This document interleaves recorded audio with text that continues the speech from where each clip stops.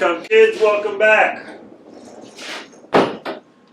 We've got another gift to open later today, but now we're going to do our first little shop tour. I'm going to show you my router, which if you watched the video where we made the candle display, you may have seen it in action, but we're going to take a look at it again. Come with me. Okay, so this is my router. You can see underneath, this is where the motor is, and up top it attaches. You can do all kinds of different attachments with very sharp blades, little bearings on it.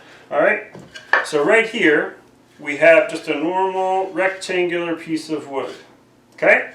And it has these very kind of rough, sharp edges on them, okay? Now a router, like a lot of power tools, is very loud. This can be loud, but also, you'll see in a moment, it can put something that's actually pretty smooth, alright, and maybe a little bit comforting, alright, if you remember that from yesterday's video. Watch what happens to this corner right here.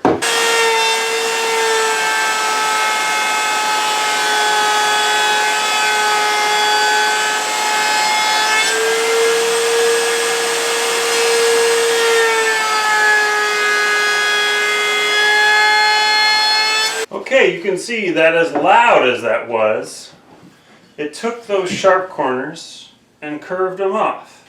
Made this a little bit smoother, a little bit nicer. You kind of can't see on the camera, but instead of having almost like a sharp, I'm afraid I'm going to get a sliver while I run my thumb down this corner. It's actually really smooth, much more comforting as my hand kind of glides across it. Alright, we're going to read a little bit more from the prophet Isaiah from the 40th chapter. Yesterday we heard about comfort, comfort, speak tenderly. Let's listen some more. Verse 9. Get up to a high mountain, O Zion, herald of good tidings. Lift up your voice with strength. See, the Lord God comes with might, and his arm rules for him. God will feed his flock like a shepherd. He will gather the lambs in his arms and carry them in his bosom, and gently lead the mother sheep. Again, we hear of God coming with might, but also being gentle and caring like a shepherd. And too often we think of strength and might as being tough or rigid, or maybe like this piece of wood. It has to be inflexible, right, in order to be strong. But here we see that the Lord God comes with might, and he will feed his flock like a shepherd. He will gather the lambs in his arms, carry them in his bosom, and gently lead the mother sheep.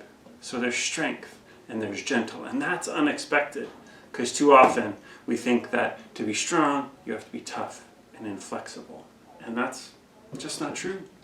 Which brings me to our next thing that we are going to unbox. We had this plastic tubing yesterday. Let's open up, see what we got today. Bum, bum, bum, bum. Ooh, a roll of duct tape. You know what? This actually fits perfectly into what I was saying, because if you've ever worked with duct tape, it's actually very strong. You gotta work to get it off the roll. And the stickiness is strong. It can hold on to things for a long time, but duct tape is strong, but it's also very flexible. It can move, it can adapt, it can flex, and it can stick to many different things and hold them strongly. And that reminds me of what we were just talking about, that God can be both strong and gentle. That God can be strong, but God is also flexible, adaptable, and can find ways to fix all kinds of different things.